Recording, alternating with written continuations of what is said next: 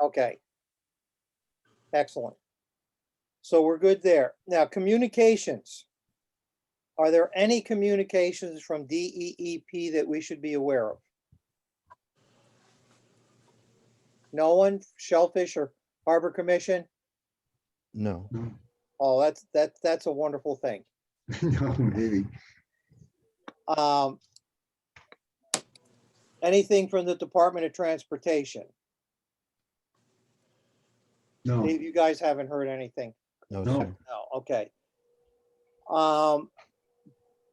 Steve or Jeff, do you want to, or Peter, you want to talk about the Department of Agriculture and their meeting here this week?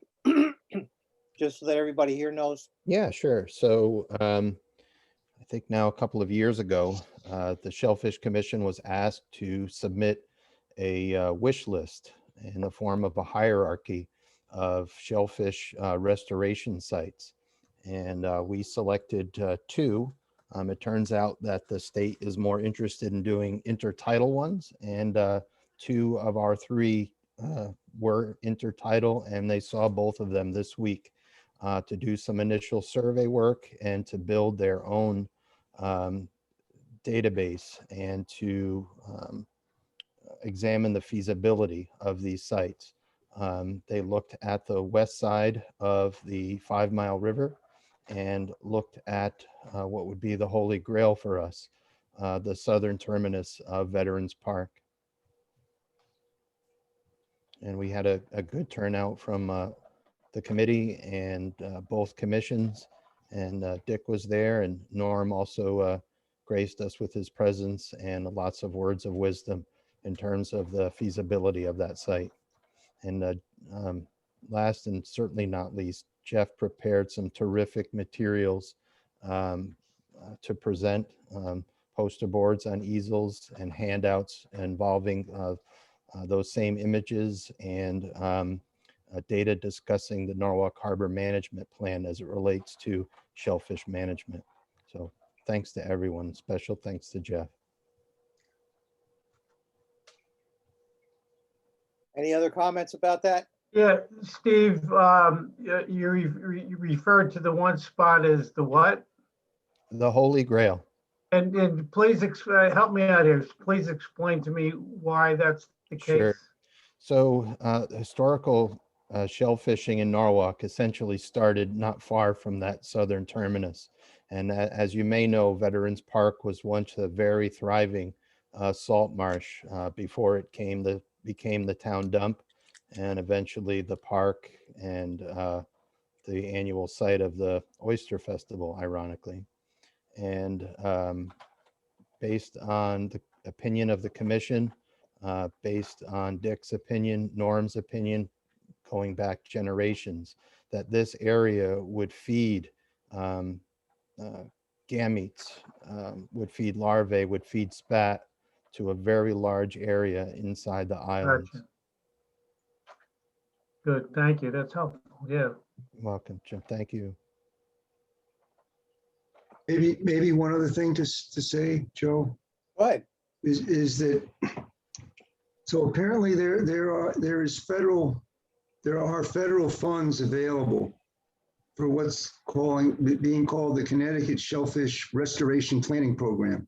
So this is a project this program involves not only the Bureau of Aquaculture, but also Connecticut Sea Grant and DEEP.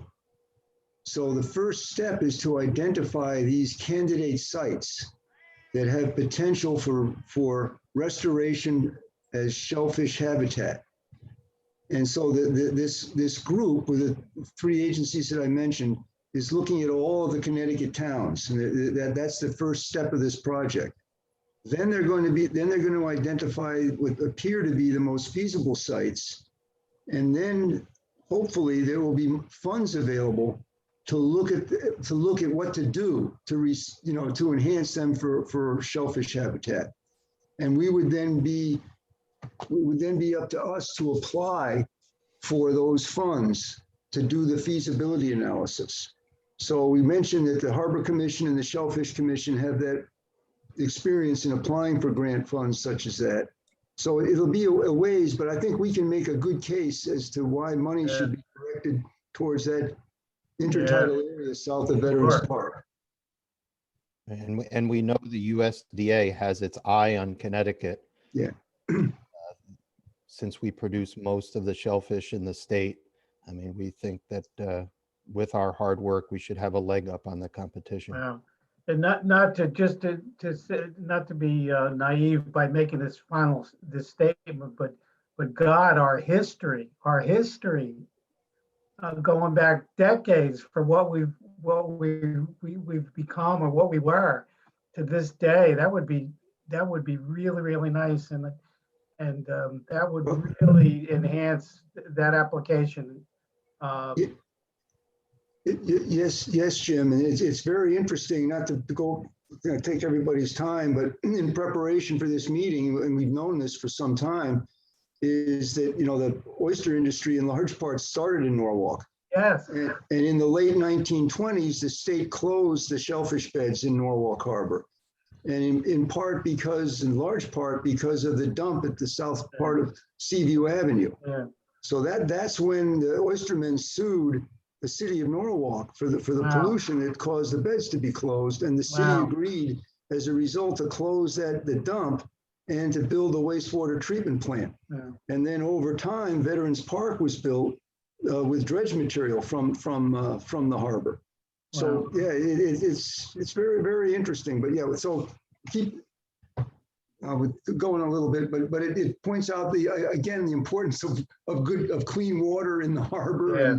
and good management of these resource areas. And we made note of the Harbor Commission and some of the other towns where they're visiting don't have harbor management commissions or shellfish commissions. Great. Which is interesting. Good. One of the Anyway, things I want to clarify that Jeff just said, Jeff just said clear water. We all agreed on the meeting that we want clean water, not clear water. Yeah, right. And this is contrary to what Save the Sound is looking for, Clean water. because clear water is not conducive to growing shellfish.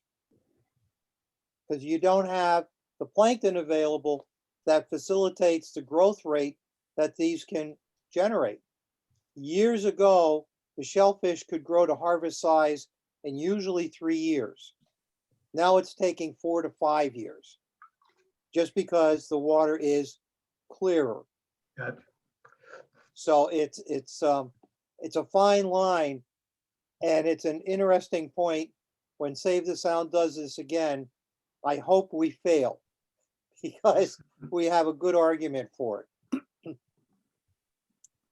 Okay, moving on. Bill, are you there?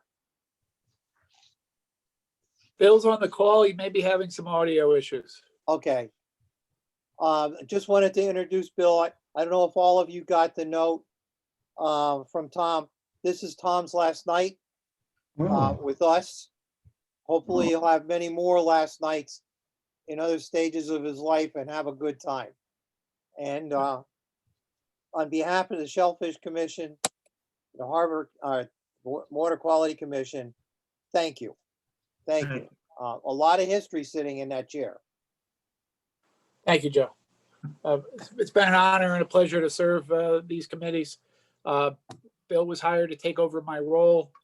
We're in training now, and he'll be your full support staff moving forward. So he's looking forward to it. Now, quick question. Will he have access to some of your records for the Water Quality Committee? Yes, he has, turning over all my files, emails, everything I have. So he'll have full access. Oh, excellent, excellent. Because I did hear from somebody that was too late to put on the agenda, and that person claimed to have presented to this committee a few years ago. And I know in my case that wasn't true. So it had to be pre-me. And between Tony and me, was there a chairman in between? Don't believe so. No, before Tony, but no, not between you. Okay. Okay, thanks. Okay, Dick, update on mitten crabs. Before I get into that, I'd just like to thank Tom for all the help he's given me over the many years that we've worked together. Whenever we gave him a potential target, he was the first one out there to do the evaluation and help us find many, many leaks, illegal hookups, you name it. Tom, I hope whoever places you is as good. I have my doubts, but nevertheless, I do want to thank you for what you've done and how you helped us find numerous problems. Always. Thank you, Dick. I loved working with you. Thank you. Anyway, mitten crabs. Mitten crabs, I'm up to number 14, and last night somebody walked in with number 15, which was a pregnant female, loaded with eggs. That's the third one of those I found. Wow. We've set some traps out there. I set 2 traps. Someone stole one of them right away. The other trap caught nothing. This was one of the boat captains snagged this one in a dredge. Dave Hudson's working in the freshwater area upstream. He has 4 traps. So far, he's caught 1 sunfish. But the crabs are moving back into freshwater. There's a dam up on the Housatonic River. I don't know its exact location, but the people are picking them up there by hand. So there's been 3 or 4 more found at that base of that dam. And my guess is I'm going to have probably pretty remote luck going forward because the crabs are now moving back to their habitat of choice, which is freshwater. So I'll keep you apprised. I'll send my report around and I'll send a picture of this female. You won't believe it. She's very pregnant. Thanks, Dick. Okay, moving on. Mission statement. Jeff? Well, we talked about this for some time, and it seems to be particularly pertinent now since there have been some interesting discussions in the last couple of months involving the committee. And I know we've written stuff about this before, but the committee was formed in the fall of 1990, the Water Quality Committee. And it was established by the mayor at the recommendation of the Harbor Management Commission. Right, so the committee is not based on statute or the city code. It was based on a recommendation from the Harbor Management Commission to help advance the policies of the Harbor Management Plan to protect and enhance water quality. And the, I guess, simple statement that was made at the time of the mission statement was that the Water Quality Committee, and it had representatives of at that time, it had representatives of planning and zoning, of DPW, and of the Water Pollution Control Authority. But the simple statement of a mission was to objectively analyze pollution problems and recommend measures to protect and improve the quality of water in Norwalk Harbor and along Norwalk's Long Island Sound shoreline. So that's a very simple statement. But to advance that mission statement, the committee would investigate sources of pollution and prepare recommendations for implementation by the mayor, the Common Council, the Harbor Management Commission, the Shellfish Commission, the DPW, and other city agencies with authorities and responsibilities to protect water quality. So the reason, and it sound like, I don't mean to sound authoritative, but you know, we were involved in this back then. One of the reasons a main reason for establishing the committee was that back then, as more recently, and then back in the 1920s and so forth, there were accusations made that this wastewater treatment plant or the city's failure to properly manage wastewater was polluting the harbor. So in 1990, and Diane can, I think, support what I'm saying, the Harbor Commission felt that there were other potential sources of pollution as well, and that we should investigate all sources of pollution, not for the purpose of arresting people or, you know, but for understanding what's maybe contributing to pollution in Norwalk Harbor. And that started the storm drain program, looking at storm drains, not based on having any particular evidence of, but just where are the storm drains, what's coming out of them, And how might that be contributing to the pollution in Norwalk Harbor? And that's what started the Water Quality Intern Program, which both the Shellfish Commission and the Harbor Commission funded. And so the interns went around, and this was someone said, you got to test all the drains. Well, that's what the committees did. Identified the drains going into Norwalk Harbor and tested the water that's coming out of them. And that's where we made clear, it was made clear that it wasn't the wastewater treatment plant that was the particular source of bacteria in the harbor, it was the storm drains. And so that program has continued. But the simple mission statement was for the committee to contribute to better understanding the sources of pollution and making recommendations to the agencies that have authorities. Now we can we can embellish that a little bit more, but that was the essential mission statement. I mean, we could add to it in terms of goals and objectives, but it was to objectively analyze pollution problems and recommend measures to protect and improve the quality of water in Norwalk Harbor, and in effect be to help advance the water quality policies of the Harbor Management Plan and of the Shellfish Resource Plan by the Shellfish Commission. I'm sorry for going on about that, but it's only But it's all 30 years ago. Joe, I just wanted to add a little, a moment on to what Jeff said, and it's hard to believe it was 30 years ago. I was much younger then. We all were. My understanding also is that the committee was formed because there were some problems with the sewage treatment plant. There were floatables. Terry Backer, before he became a state rep, sued the city amongst other cities throughout the coast. There were, I think, 3 cities that they decided were the worst at the time. And so that was another reason that I was told. Now, at that point, I had resigned from being on the Harbor Management Commission because I was working for DEP and could not get back and forth. By 1990, when Mayor Esposito made an agreement with the Harbor Management Commission at the time and helped approve forming this. Yeah, there was also an issue with the number of beach closures, which also facilitated shellfish closures. And a large part of that stemmed from the question of other sources, not just being the outflows from storm drain pipes. And what was targeted, rightfully so, were the Canada geese. And I raised the question, how much poop does a goose poop in a day? And there was a professor out in Indiana, if I remember correctly, that actually had an answer to that. And he found that it was an average, I think, of 1/2 pound per day per goose. And on an average day at Cap Pasture Beach, there were 300 geese milling around. If it doesn't rain in 10 days, that's 3/4 of a ton of raw sewage that then flushes into the harbor there. And that alone could shut it down.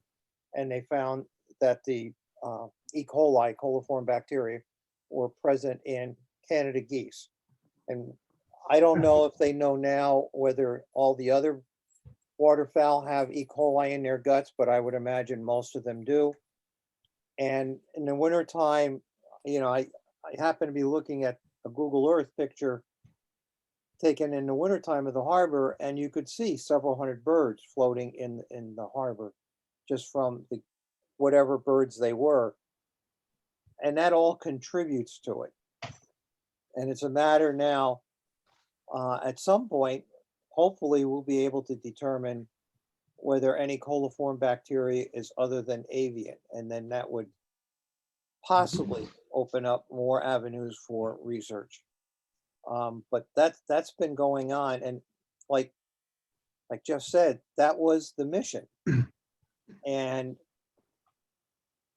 part of dealing with this energetic group is to keep you on track with water quality and not sidetrack to other issues. Even though we can have those as a private citizen, but we should not as part of a water quality committee. Uh, Is there anything anybody would like to see added to this? If you do, get it out to us, send a copy to everybody, and we can discuss it at next month's meeting. Mhm. Jeff, And maybe we could craft, yeah, get people's comments, and then we can craft a statement for perhaps correct. endorsement at the next meeting. It'd be a good thing. And Joe, Jeff and I had a brief discussion about this a couple of weeks ago, and we all know Jeff is a wealth of knowledge and information. I'd like to take a crack at it with Jeff, Joe, if that's okay, and I could Be my guest. All right. and get it to the committee if that's okay. Yep. All right, good. So any other comments about mission Thanks, statement? Jim. Yeah, I think simple is best. And I think Yeah. the way Jeff initially stated it is still what we do. Yes. Good. When would you like to see any additions sent to, I guess, Jeff and Jim? Mr. Chairman, any particular deadline that would help them? I would say as soon as possible, because that gives them time to get the work done. You know, Well, if you could do it in the next week or two. yeah, okay. That'd be good. The one thing that I wanted us to think about because of recent discussions was the issue. I think we imply that we could look at, of course, both point source and non-point source, which I prefer to call polluted runoff. I think that's implied in our mission statement, but in the Clean Water Act, there is a 208, section 208 is for non-point, and I want to make sure we include both. That's fair. Any other comments? Okay, June 9th. They are reforming, according to Chris Sullivan, the Norwalk River Watershed Initiative again. It's going to be via Zoom. I think it's at 3 p.m. I can send anybody information on that if they want. Dick, did you get an invitation to that by any chance? I haven't seen it, no. Okay, Jeff, did you get an invitation? Yes, and I responded saying that the Harbor Commission would like the opportunity to make a presentation. Good, okay. Not knowing how much time would be available for us to do that, but that we would like to make a presentation. I didn't hear back from Chris on that. Okay, Diane? Mr. Chairman, we had a discussion, I don't know, a year or two ago about the timing of when they meet. And would it be possible for them to reconsider and meet at 4 at least? Because a lot of people here work full time and it would be harder to get permission to leave early. And I think 4 o'clock, considering this is currently government run in a way through the Southwestern District, I guess. I asked that we could reconsider and make it 4 o'clock, including, Alexis is paid.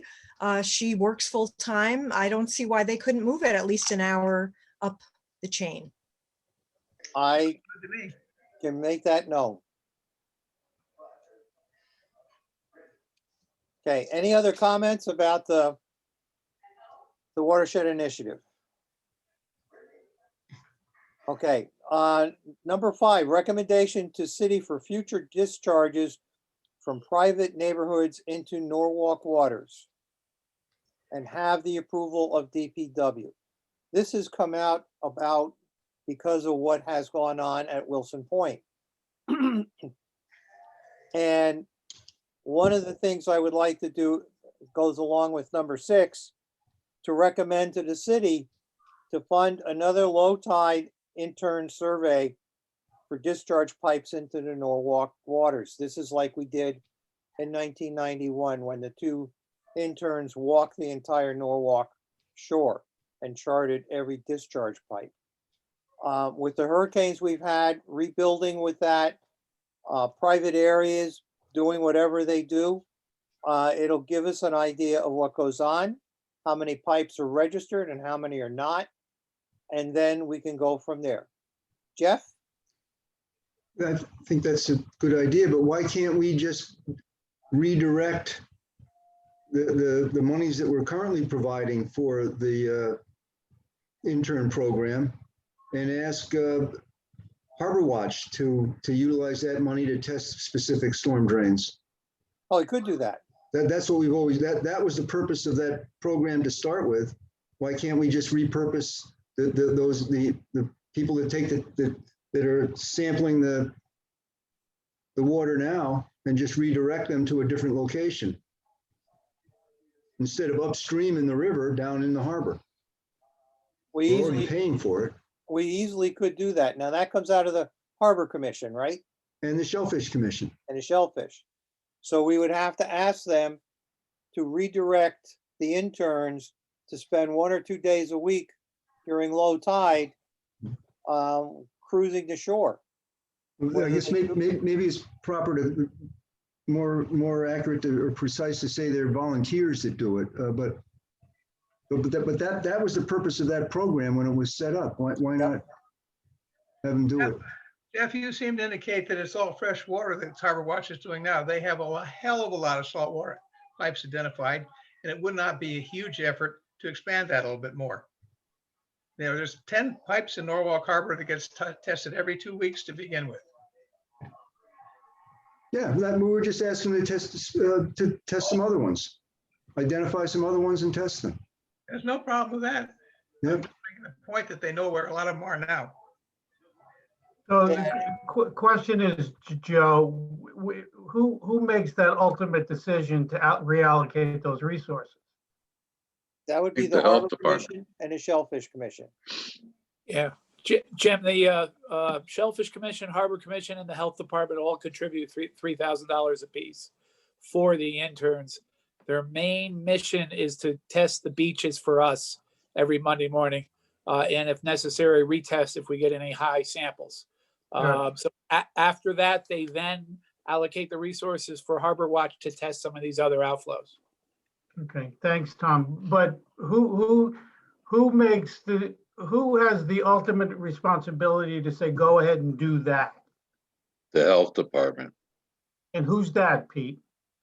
Well, it would be Tom, but I guess whatever Bill Mooney. Tom's protege is. Yeah, we can look into that, Jim. All right, It would be thanks, the Health Tom. Department in conjunction with Dr. Crosby from Harbor Watch. Right, Good, okay, good. Thank you. good. Sarah should be involved. So, The other thing I want to bring up with all the construction we've had, we should be going around looking again. There's been so much construction all Yeah. over the place. Good point. You know, we don't know if they tapped in or did what. No one really knows. I think that's why we should make a check on all the pipes and everything. You know, you have to walk at a low tide, but I figure shouldn't be too hard on Norwalk's coast. I just also wanted to suggest, I was trying to put together a written suggestion, but I ran out of time, so I will forward it for the next meeting. And that is, I think what we can do is work with DPW to first ID where the private neighborhoods, what is considered private neighborhoods, private properties, and private streets are, to help us take a look. They have this all on GIS. It shouldn't really be that hard at all. It would just be a nice collaboration with DPW. And when all of this new construction was put in, of course, they had consultants that said that they would install different kinds of stormwater management systems. And we could learn what happens with planning and zoning staff and DPW staff to give them approvals. Do they ever look at that final construction to make sure it was installed as placed on the blueprint? So that could help us as well. And I think it would help for the purposes of items 5 and 6. I would agree. Any other comments? I mean, that's the issue all around when it comes to water quality and construction, and also the plans that Harbor reviews, goes through at length to make comments on. And at the end of the day, a requirement is there for an as-built, which we never get to see. And we don't know that deep jumps in and verifies that the construction was done as proposed. And that could be a big issue. And I know they're very much understaffed, so that could be part of the problem, but there's got to be a better system and mechanism for the follow-up to make sure that things have been done as proposed, and all the comments that we put at great time, and some of them are at length, that they're actually done. And another thing, and that's because there's also a disconnect between the city and a lot of these projects because they're waterward. And that befuddles me as well, because there'll be a set of plans that goes to deep. The origin of a dock or other work is landward. It needs a footing in most cases, if not all. There's electric work that gets put out there, and I know they do an electrical inspection somewhere along the line. But let's say it didn't have power. Still, that footing should be inspected by a building inspector. A building permit should be put out. I know when some of our members have gone through the pain of going through the taxing department, a lot of docks and the like have never been charged taxes because there's no mechanism for a CO that triggers taxes being levied. So there are a lot of unanswered questions that we need to hopefully, with the city's help, get some progress on. Truthfully, that's what Cam's supposed to be doing. Cam, which is supposed to come out of the building department, but they don't do it. Coastal area management comes out of our building department. They're supposed to check on this stuff within 1,000 foot of shore. Well, they approve the plans, but they don't see if it was done according to the plans. Right. They may come out and check if a silt fence was put up, but Cam is not going to look at a footing and whether it was deep enough or substantial enough for the dock that's being, anchored and constructed. And then the bottom line end result as if was that project done according to the plans and verified through an as-built.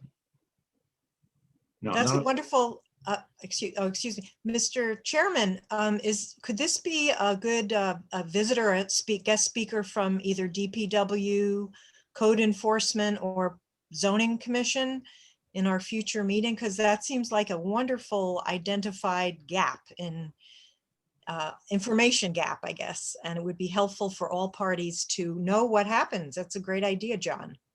Well, I talked to Bill Arlen about this specific subject, and he said there's nothing in the city's building code that requires it. That's the issue. So it seems like all kinds of zoning laws, things are rewritten every day in the city of Norwalk. I don't know why this would be such a heavy lift. And maybe we need to go in front of one of the council committees that's responsible for this and try to advocate for put a position paper together, Jeff, to advocate for what the stuff that we're hoping to accomplish. And I don't think private property would be exempt from any of this, and it seems like some people have made assertions that it is. And whether it's a large tract that's been subdivided or a district that's been created, I don't know why there's an exemption there if the outfall goes into the Long Island Sound. I don't mean to interrupt. Sorry, Joe. Oh, go ahead. Yeah, I don't think it's an exemption, John. Deep referred to it as a regulatory void. And I think we can craft a recommendation to try to address that would apply to everybody. Maybe we can try to do something like that for the Harbor Commission meeting. I mean, I think that's all these three, the harbor, shellfish, and water. Yeah. We're all charged with the public trust. And if we don't take it serious who's going to. And if there are voids or issues, let's address them. Let's Yes. move forward. I think that's a good thing that's coming out of this recent discussion. And we also, I don't know, Joe, if we sent it to the members of the committee, but we pulled out of the harbor management plan, the water quality related policies of the plan. And I think that's helpful because that's what we're working towards. And those are the city's adopted, those are adopted city policies by the Common Council to pursue, as Diane mentioned, not just non-point sources, but non-point sources as well. I think this is a good thing. We can craft a recommendation that should be looked at by all of the committees for perhaps some additional additions to the city code. But also, I think it would be good to have Anthony Carr come to one of our meetings or one of his, he has several staff that deal with stormwater and pipes and explain what they do. And I think would be a nice communication bridge. Ralph Kolb would be that man. Ralph knows the storm drain issues backwards and forwards. He's done a lot of work. But what we've learned in the last couple of months, and we knew it before, is there's the DEP general permit, which is called the MS4 permit. And that applies for municipal stormwater facilities. There's also the DEP construction stormwater general permit. And that applies when an area greater than 1 acre is disturbed. And then there's, as someone mentioned, the CAM review, when there's a development project being proposed, it's reviewed for consistency with the Coastal Management Act. And that enables zoning to get input from DPW and engineering as to whether the stormwater design is appropriate. But what's not covered apparently is the stormwater systems in private streets. That's one of the things that it's not just specific to Wilson Point, it's any place. That's which is an interesting outcome of this discussion.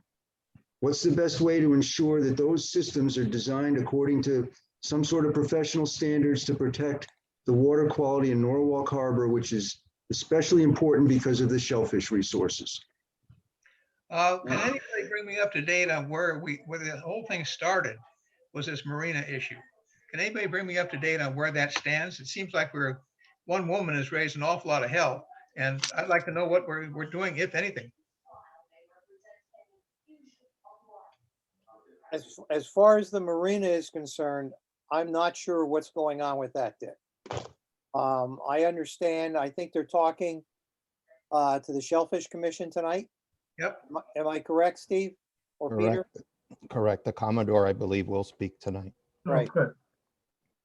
And the other option is we could possibly have a site visit if we probably requested it. As far as what's going on at Wilson Point, they're also going to be speaking tonight at the Shellfish meeting, as well as Linnell Jones. And through all of this, there were accusations of pollution, but no documentation of it whatsoever. Right. And what I've seen is simply one person who's unhappy with what was done and was not happy with a democratic vote that was taken by their board of trustees and is lashing out about what happened and is looking for some type of a reason. And I don't know whether she intends to shut it down, have it done differently or what, but there's never been any indication of that. So we may learn more tonight. Mr. Chairman, Yes. may I wasn't going to speak about this particular Linnell Jones, Wilson Point at all until I did more review and some inspection.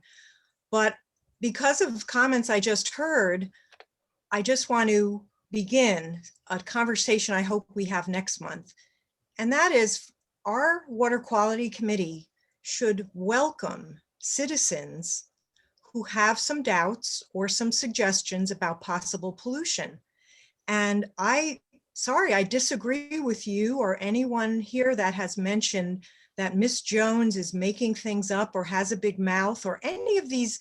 It's very insulting.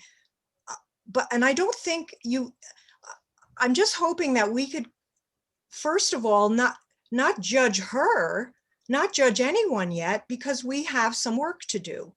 But I believe we should encourage citizens who have doubts or have credible information. For instance, we have credible information about the mizzen crabs, yet we don't have a lot of evidence, but we are believing, and I believe Dick, of course, I trust Dick.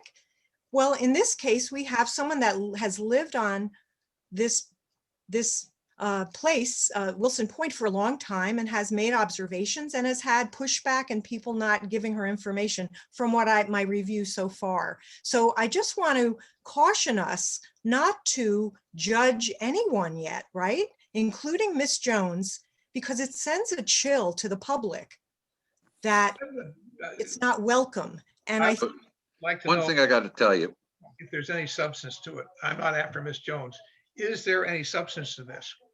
we're not ready yet. well, here's the other thing. Anybody that comes to us and says something, whether it's at a meeting or not a meeting, we'll bring it up and we'll investigate. That's our purpose.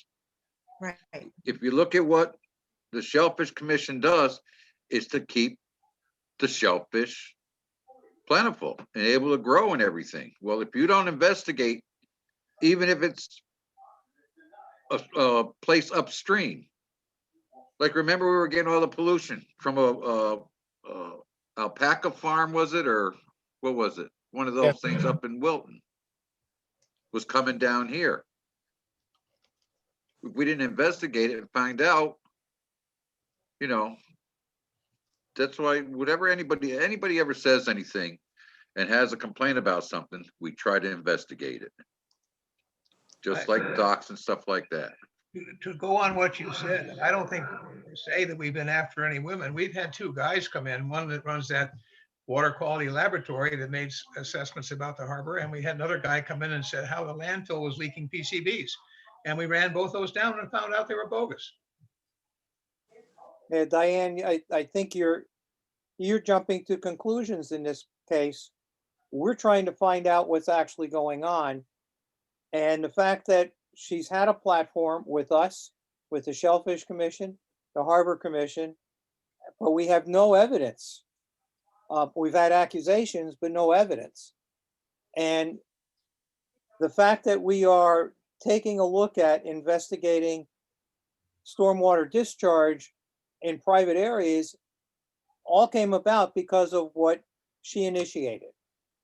So we're not ignoring her, but we have to use caution in how we approach these things. And like Dick said, we have to be sure of what is being stated. And there's the fact that she specifically stated in writing that there was people polluting from their boats offshore, 2 miles offshore, with no evidence of it, no documentation of it, and no report to the Coast Guard, and then saying that what's coming down into the storm drains off of Wilson Point was pollution, but no evidence. No testing was ever done. And indeed, just the opposite, aquaculture has year after year and month after month cleared those areas for harvest. So we have to be careful with everything that we do and the statements that are made. I agree, Mr. Chairman, if I may. I just want to caution you and others not to use language that appears to judge her.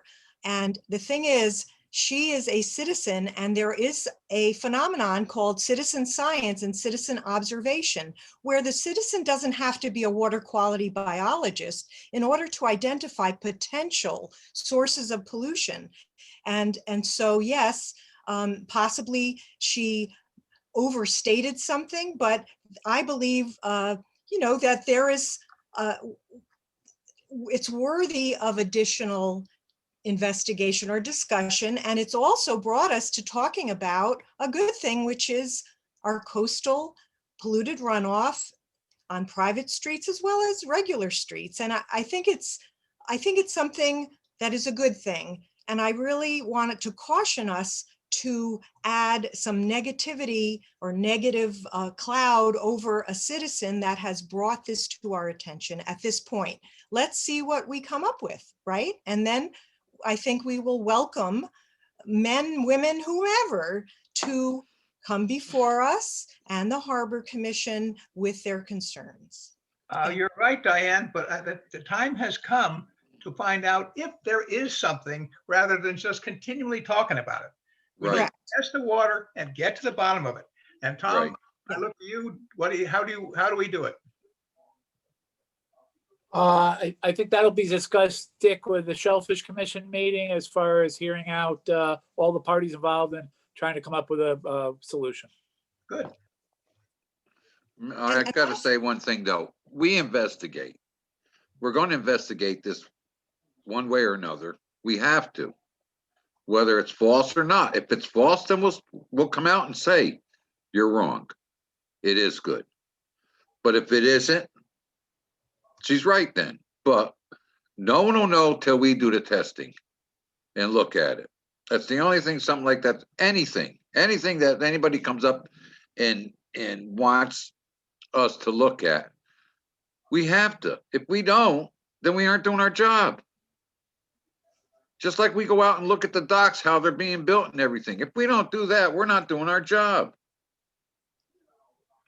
And that's the way it is. So no matter who complains, whether everybody thinks they're crazy or whatever, we still have to do it. Just like Dick said, the one that test lab said this, and this, and we found out it was totally false because of their test equipment or something. But at least Dick found out, did the test and everything. So we do investigate. We have to investigate, because if there is a problem, we got to correct it. You know, I if agree. there isn't, we don't. That's all I have to say. And Diane, you don't have to caution me about citizen science. In 1972, when I had students in the water monitoring water quality, they knew what citizen science was. So I've been doing it for a long time. And when I hear people make accusations with no documentation, it always will raise a question mark, always. And in the case that Dick referred to, this was supposedly a company with credentialed scientists, but not for environmental testing. And chain of custody was not followed. There were several issues not followed, and there were too many flaws in their data.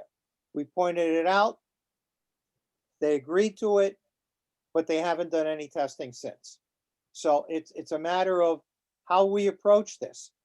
Can we say to a person, oh, great, you're right, you're right, you're right, just because you make an accusation? No, No, we can't. It's not fair to the other people. right. I lastly just want to say that my understanding from my review of this, because I'm still doing review, and that is that Ms. Jones had attempted to get attention on this for many years. This is not something new. She's just so frustrated, and I can't say I blame her. As a citizen, I see documentation from over 10 years ago. So with concern about Wilson Point. So I'm glad that we're having this discussion. I'm glad we're going to move it to the Shellfish Commission and Aquaculture, and I'm looking forward to a good review. And Diane, have you Thank you. discussed this with the deep officials?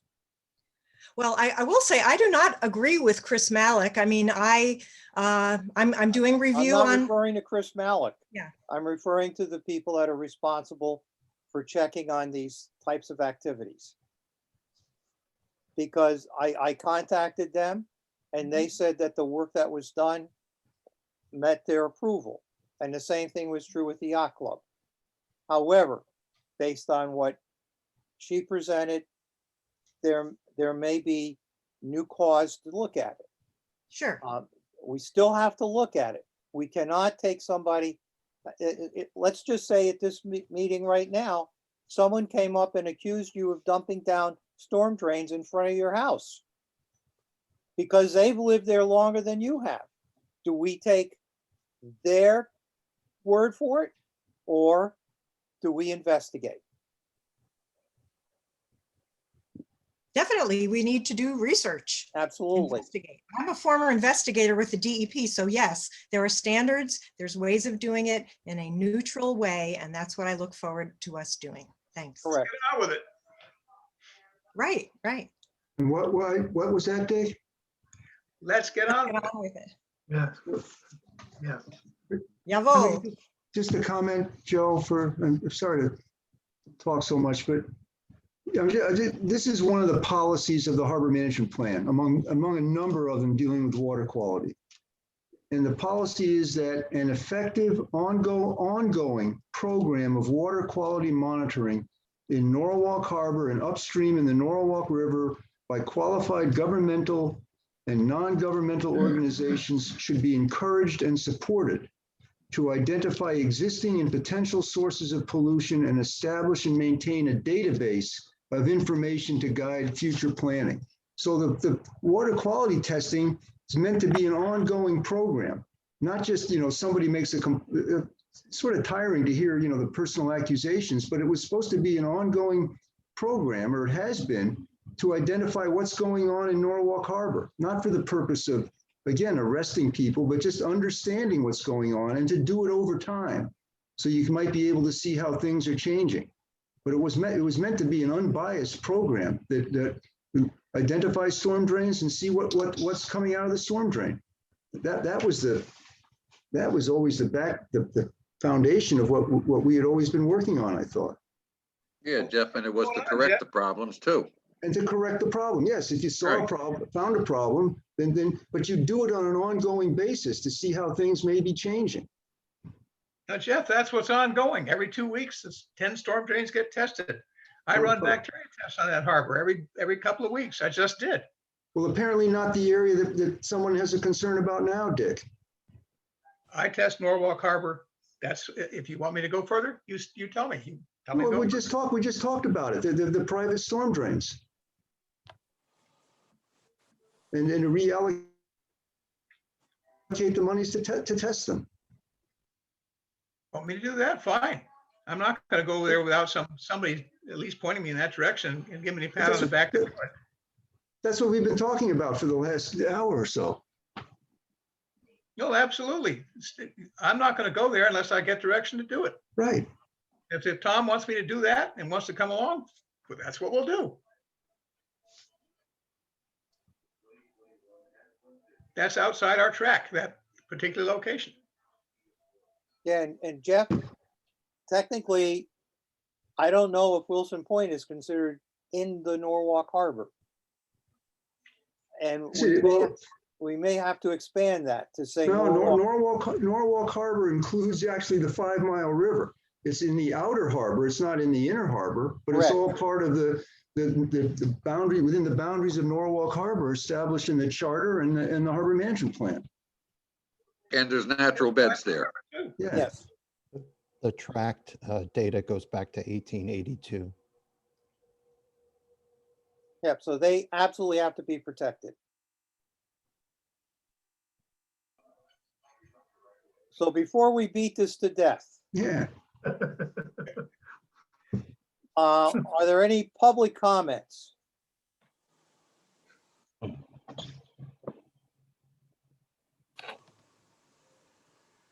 I hear no comments.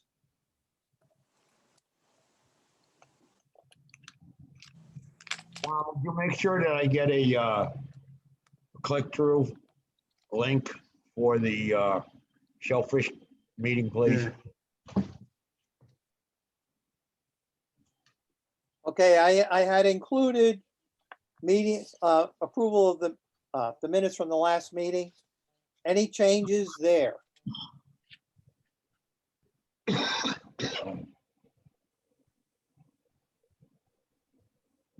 Then can I have a motion to approve?